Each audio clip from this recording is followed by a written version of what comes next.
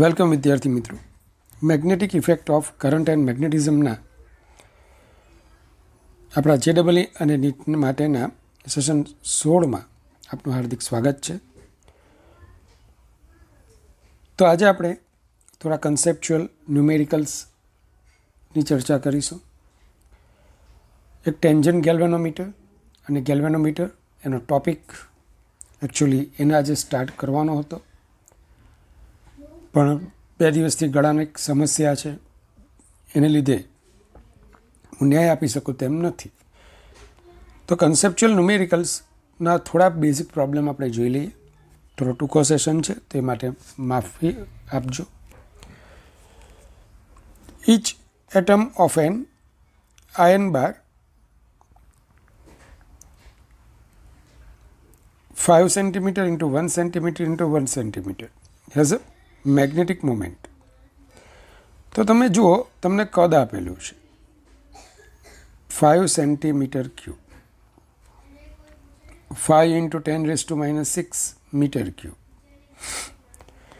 અને દરેક પરમાણુની ચુંબકીય ડાયપોલ મોમેન્ટ સ્મોલ એમ આપી છે 1.8 10⁻23 ampere metre square. What will be the magnetic moment of bar in the state of magnetic saturation? સંતૃપ્ત ચુંબકીયકરણ હોય ને ત્યારે આપણને ખબર છે કે કોઈ નમૂનામાં બધી જ ચુંબકીય ડાયપોલ્સ એક જ દિશામાં ગોઠવાય છે.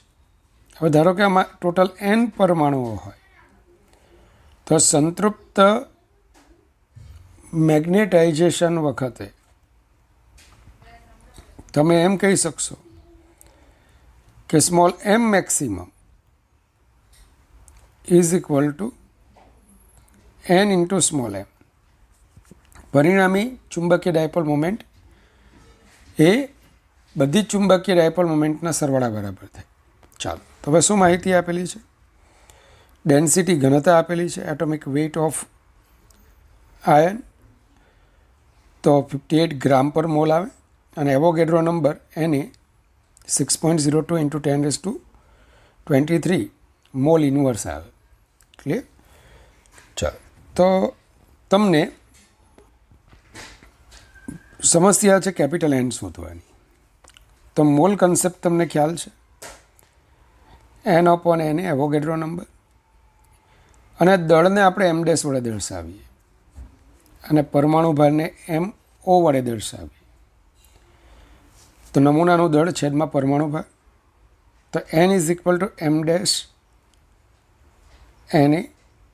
Upon molecular weight. ચાલો, તો m' સ્મોલ m m0. વિદ્યાર્થી મિત્રો, m' દળ આપણને આપ્યું નથી, પણ સરસ ઘનતા આપેલી છે, કદ આપેલું છે. રોવી એને m/m0. ચાલો, ઘનતા ખબર છે, કદ ખબર છે, એને આપણને ખબર છે, એમ ખબર છે, અને પરમાણુ ભાર ખબર છે. તો આ બધી કિંમતોને આપણે મૂકીએ. સબ્જેક્ટિવ પ્રોબ્લેમ્સ જ મેં લીધા છે, તો તમે ઇઝીલી આ મેળવી શકશો. ચાલો, તો આન્સર આવશે આપણો 7.54 ampere metre square. A toroid having 500 tons of wire and a mean circumferential length of 50 centimeter carries a current of 0.3 ampere. ટોરોઇડની સરેરાશ ત્રિજ્યા છે r, અને આ સરેરાશ ત્રિજ્યા સ્મોલ r એના અનુરૂપ પરિઘની લંબાઈ 50 સેન્ટીમીટર છે, 0.5 મીટર. પ્રવાહ વહે છે 0.3 એમ્પિયર, μr 600 છે. તો what is the magnetic field in the core? બહુ ઇઝી છે કે ભાઈ B is equal to μni, B is equal to μni. માધ્યમની હાજરીમાં આપણે માધ્યમની પરમિએબિલિટી લખીએ છીએ તો mu N I. Mu is equal to mu R mu naught N upon 2πr into I. ચાલો કિંમત બધાની મૂકી દઈએ. 0.2262 ટેસ્લા તમને આવું પરિણામ મળશે. સેકન્ડ થિંગ કે what is the magnetic intensity H. તો તમે એચ બે રીતે શોધી શકો. B is equal to mu H. પહેલી રીત છે B is equal to mu H. તો H is equal to B by mu અને મ્યુ બરાબર મ્યુ આર મ્યુ નોટ. ચાલો પહેલી મેથડ તમારી આવી આવશે. બીજું કિંમત મૂકો એટલે તમને આન્સર મળે. ચાલો બીજી મેથડ કઈ છે? H is equal to small n I. સરસ. H is equal to small n I. Small n તમને આપેલ છે કેપિટલ એન અપોન 2πr. બસ એમાં કિંમત મૂકી દો તો 300 એમ્પિયર મીટર ઇનવર્સ એ આપણો આન્સર થશે. ત્રીજું છે what part of the magnetic field is due to surface current. તમને ખબર છે કે બાહ્ય ચુંબકીય ક્ષેત્રને લીધે જે સોલેનોઇડ હોય કે ટોરોઇડ હોય એની અંદર જે રિંગ આપણે પદાર્થની રિંગ બનાવીને મૂકેલી છે એમાં આપણે એક બદ્ધ પ્રવાહ પ્રેરિત થશે. આવું ભણેલા હતા. તો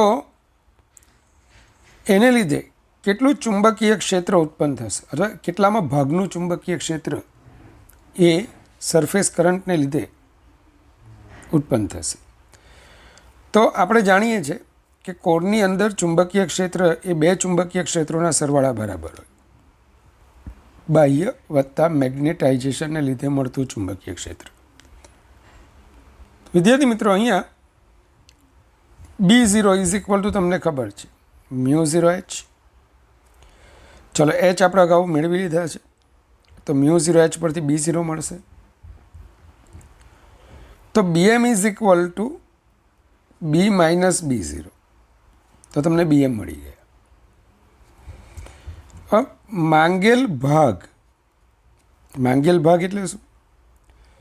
BM અપોન B0 માફ કરજો BM upon B. BM upon B તો 0.2258 અપોન 0.2262 આ આપણો માંગેલો ભાગ થશે. ચલો ધ્યાન આપજો. મતલબ 0.99 અથવા 99%. તો આટલા ટકા ચુંબકીય ક્ષેત્ર માત્ર પેલા પદાર્થને લીધે ઉત્પન્ન થાય. હવે તમને ખ્યાલ આવે કે ચુંબકત્વમાં સોલેનોઇડ કે ટોરોઇડની કોરમાં ચુંબકીય પદાર્થ મૂકવાનું રીઝન શું છે? કે મળતું ચુંબકીય ક્ષેત્ર એ પદાર્થની ગેરહાજરીમાં જે હોય એની કરતાં અત્યંત મોટું હોય છે. આવો જ એક દાખલો ટેક્સ્ટબુકમાં પણ હતો. એના જેવો જ એક બીજો દાખલો છે. The current in the winding on a toroid is 2 ampere. There are 400 turns and the mean circumferential length is 40 centimeter. With the aid of search coil and charge measuring instrument, the magnetic field is found to be 1 Tesla. Calculate magnetic intensity, चुंबकीय तीव्रता, H, magnetization, capital M, magnetic susceptibility, chi m, equivalent surface current મતલબ કે વધારાનો magnetising પ્રવાહ, and last one the relative permeability. તમારે સાપેક્ષ permeability શોધવાની છે. તો વિદ્યાર્થી મિત્રો થોડું શાંતિથી વિચારો. આઈ તમને 2 એમ્પિયર આપ્યા છે, એન 400 છે, 2πr 0.4 metre and B1 Tesla. ચલો પહેલામાં પહેલું મેગ્નેટિક ઇન્ટેન્સિટી. તો H is equal to small n I. H is equal to small n I અને small n is equal to n upon 2πr. ચાલો તો તમને મળશે 2000 એમ્પિયર પર મીટર. બીજું છે મેગ્નેટાઇઝેશન કેપિટલ એમ. તો આપણે ખ્યાલ છે કે ભાઈ H is equal to B by mu naught minus M, તો M is equal to B by mu naught minus H. ચાલો, તો આના પરથી તમે કિંમત મૂકો 7.94 ઇન્ટુ 10⁵ એમ્પિયર મીટર ઇન્વર્સ. ચલો, ત્રીજું છે કાઈ એમ શોધવાનું છે. તો chi M is equal two તો એમ બાય એચ, તો 397. કાઈ એમ ઇઝ ઇક્વલ ટુ 397 તમને આટલું મળશે. વિદ્યાર્થી મિત્રો, વધારાનો મેગ્નેટાઇઝિંગ પ્રવાહ, તો આપણે મેં તમને ભણાવેલું કે M is equal to NIM, તો IM is equal to M by N. ચાલો, small n is equal to n upon 2πr, કિંમત મૂકી દો. તો IM is equal to 794 ampere. આ આપણને પરિણામ મળશે. ચલો, mu r is equal to શોધવાનું છે, તો B is equal to mu NI, તો mu r is equal to mu upon mu naught, તો મ્યુ આર 398. અથવા સૌથી સિમ્પલ આપણે આવું પણ ભણતા હતા, mu upon mu naught 1 plus chi M, તો chi M is equal to mu r minus 1, અથવા sorry mu r is equal to 1 plus chi એમની કિંમત મૂકી દો 398. તો આ પ્રકારના જે પ્રશ્નો છે એને વ્યવસ્થિત શાંતિથી સમજીને કરવો. ચાલો, એના પછી છે bar magnet has a coercivity of 4 into 10⁵ ampere per metre. Coercivity એટલે H, અને H is equal to 4 into 10⁵ ampere per metre. It is desired to demagnetize by inserting it inside a solenoid of 12 centimeter long. મતલબ કે 12 centimetre લંબાઈના સોલેનોઇડમાં આપણે એને મૂકીને ડીમેગ્નેટાઇઝ કરવા માગીએ છીએ. સોલેનોઇડમાં આટાની સંખ્યા 60 છે. What current should be carried by the solenoid, આ શોધવાનો છે. તમને જાણીને આનંદ થશે JEEમાં પૂછાયેલો પ્રશ્ન, તો કે H is equal to small NI. Small N એકમ લંબાઈ દીઠ આંટાની સંખ્યા. બસ સિમ્પલ આઈને કરતા બનાવો, તમને જવાબ મળી જશે. ચાલો, two short magnets of equal dipole moment capital M are fastened perpendicularly at their centres.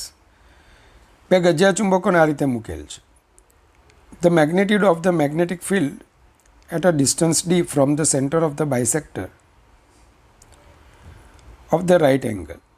મતલબ કે આ બંનેના જે બાયસેક્ટર હોય, ખૂણાનો દ્વિભાજક હોય, તેમના કેન્દ્રથી D અંતરે આપણે આ P બિંદુએ ચુંબકીય ક્ષેત્ર શોધવાનું છે. પણ એ પહેલાં એક નાનકડી ચર્ચા કરીએ કે જેમ બે અવરોધોનું જોડાણ સમતુલ્ય અવરોધ આપે, એ જ રીતે બે કેપેસિટર એને આપણે જોડીએ સમતુલ્ય કેપેસિટન્સ મળે. તો ચુંબકો એનું સંયોજન પણ આપણને એક સમતુલ્ય ચુંબક આપે. સમજી લો, તમને બે ચુંબક આ રીતે આપ્યા છે, બરાબર, આ S આ N, આ S આ N. તો આની ચુંબકીય ડાયપોલ મોમેન્ટ ધારો કે સ્મોલ m છે, આની પણ સ્મોલ m છે. તો હવે આ બંનેની પરિણામી ચુંબકીય ડાયપોલ મોમેન્ટ પરસ્પર લંબ હોવાથી √2m થશે. m net √2m. આ √2m શું બતાવે? તો કે આ √2m એક સમતુલ્ય ચુંબક બતાવે કે જેનો n ધ્રુવ આ રીતે, s ધ્રુવ આ રીતે. તો આ બે ચુંબકોનું સંયોજન એક સમતુલ્ય ચુંબક આપણને આપે છે. ચુંબકોનું સંયોજન શું આપે છે? આપણને એક સમતુલ્ય ચુંબક આપે છે. ધ્યાન આપજો. તો આમ